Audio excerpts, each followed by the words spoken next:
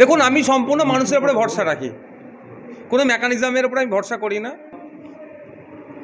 লোকসভার সাংগঠনিক কর্মী সভা ডেকেছি, দুপুরে আমাদের এক ডাকা হয়েছে, আমি এসেছি আমাদের কর্মীদেরকে বার্তা দিতে, কর্মকাণ্ড কীভাবে কী করতে হবে বিগত দিনে বলেছি, আজকেও একটু বেশি করে বলা দরকার। সেটা এক কথায় চার্জ করে দেওয়া, গ্রামে বুথে গিয়ে মানুষকে কি বলার দরকার, কেন আইএসএফকে ভোট দেওয়া দরকার, আইএসএফের প্রতিনিধিকে পার্লামেন্টে পাঠানো কেন প্রয়োজন আছে, সেই প্রয়োজনীয়তা কতটা আছে সেটাই তুলে ধরে এদের সামনে। এরা মানুষের কাছে পৌঁছে যাবে, আমাদের বার্তা মানুষের কাছে পৌঁছাবে।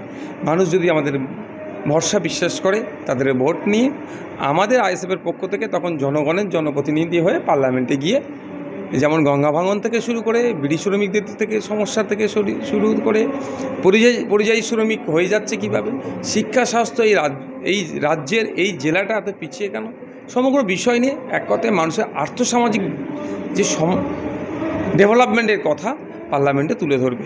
এবং সাথে সাথে পার্লামেন্টে গিয়ে বিগত দিনের এমপিদেরকে দেখেছি তো, আপনার এই পাশের এমপি যিনি আছেন খলিলুর রহমান সাহেব, জঙ্গিপুরের এমপি, যখন সিএর বিল পাস হচ্ছিল তখন ভোটাভুটিতে অংশগ্রহণ করেননি বা সেই বিরোধিতায় অংশগ্রহণ করেননি। সেটা না হয়ে শুধু সিএ নয়, কৃষকদের বিরুদ্ধে যে সমস্ত বিল পাস হচ্ছে, জনগণের বিরুদ্ধে যাচ্ছে, কর্পোরেটদের স্বার্থে বিলগুলো আনছে, তার বিরোধিতা করা এবং এলাকার মানুষের চা পাওয়ার কথা, অভিযোগতাগুলো উত্থাপন করা পার্লামেন্টে।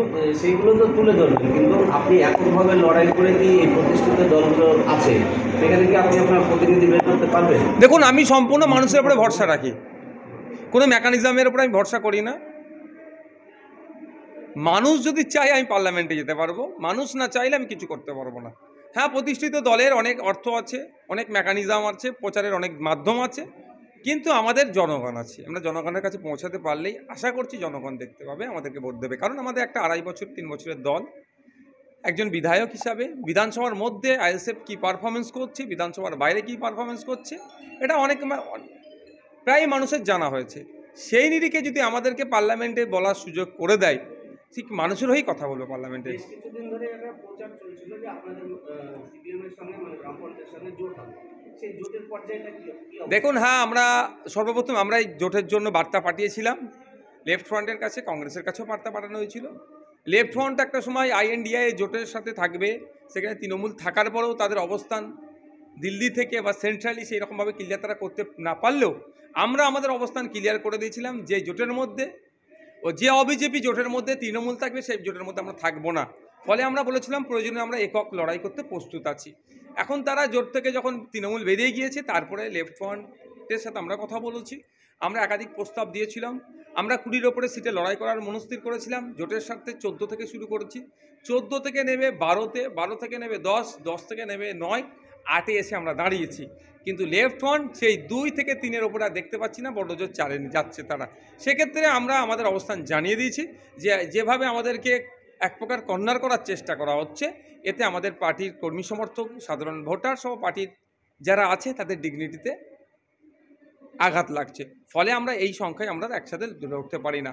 যদিও আমরা জোটের স্বার্থে এখন আমাদের বাকি যে সমস্ত সিটে প্রার্থী দেওয়ার জন্য মনস্থির করেছি, আমরা এখনও ঘোষণা করিনি। আমাদের আজকেও একটা কথা চলছে, লেফট ফ্রন্টের সাথে কথা হচ্ছে, কথা চলবে আজকেও আবার। আশা করছি লেফট ফ্রন্ট বুঝতে পারবে যে উদীয়মান শক্তি উঠে আসছে, তাদেরকে জায়গা দেওয়া দরকার। যাদেরকে জায়গা দিলে যে তাদেরও যদি লক্ষ্য সঠিক হয়, বিজেপি তৃণমূলকে হারানো যায়, তাহলে মানুষ যেমন লেফট ফ্রন্টকে গ্রহণ করবে, আইএসএফ এবং যদি কংগ্রেস থাকতে চায় তাদেরকেও গ্রহণ করবে। কি আপনারা তাহলে বাইরে শোনা যাচ্ছে এরকম যে জোটের স্বার্থে নাকি আপনারা এই মুর্শিদাবাদ কেন্দ্রের যে প্রার্থী তার নাম না, ওই ধরনের কোনো আলোচনা আমাদের হয়নি। আমাদের জোটটাই সম্পূর্ণ হয়নি, তাতে তুলে নেওয়ার প্রশ্ন কোথায় আসছে?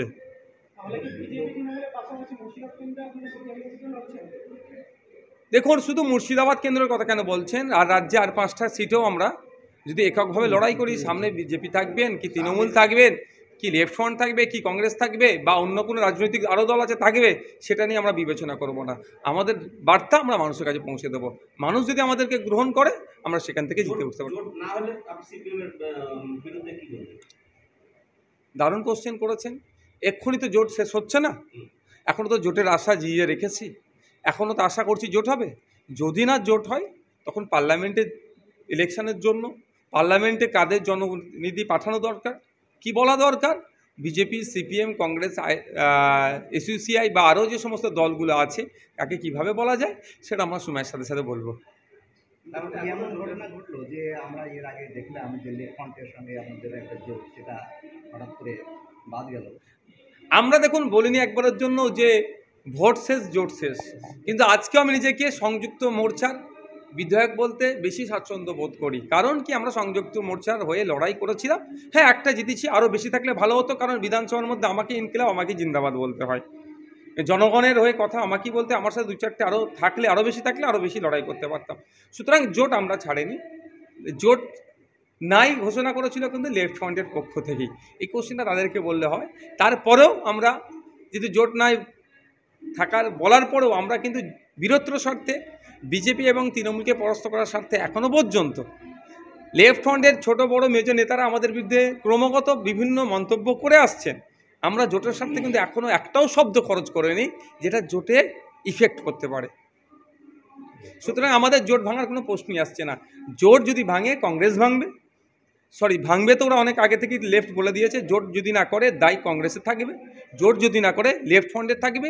আর এই দায় জবাব আমি দেবো না, বাংলার মানুষ দেবে, যে কারা প্রকৃত অর্থে বিজেপি তৃণমূলের বিরোধিতা করতে চাইছে আর কারা বিজেপি তৃণমূলকে বাংলাতে আরও থাকার সহযোগিতা করছে। তাহলে এখনো পর্যন্ত ফ্রন্ট না করেই যেখানে যেখানে প্রার্থী দেওয়া হয়েছে সেখানে আমাদের কর্মকাণ্ড চলছে। কর্মী সভা থেকে শুরু করে, যেমন যাদবপুর, মথুরাপুর, জয়নগর, শ্রীরামপুর, মুর্শিদাবাদ, মালদা উত্তর, ঝাড়গ্রাম, বারাসাত, বসিরহাট, আমাদের পার্টির আমাদের প্রচার যতটা আমাদের পার্টির ক্ষমতা আছে। আমাদের তো কর্পোরেটরা আমাদের বন্ড দেয়নি, যেভাবে বন্ডে দেখেছেন সে দেয়নি, বা আমাদের প্রচুর ব্যাংক ব্যালেন্স আছে সেরকম ব্যাপার নেই। আমাদের সাধ্যমতো ক্ষুদ্র পরিসরে আমরা আমাদের প্রচারটা করছি। দেখুন, আমি প্রথম দিনে যে ঘোষণা করেছি আজকে ওই জায়গায় আমি অনড় আছি। আমি মানসিকভাবে অনড় আছি, 100% দেওয়ার জন্য প্রস্তুত আছি।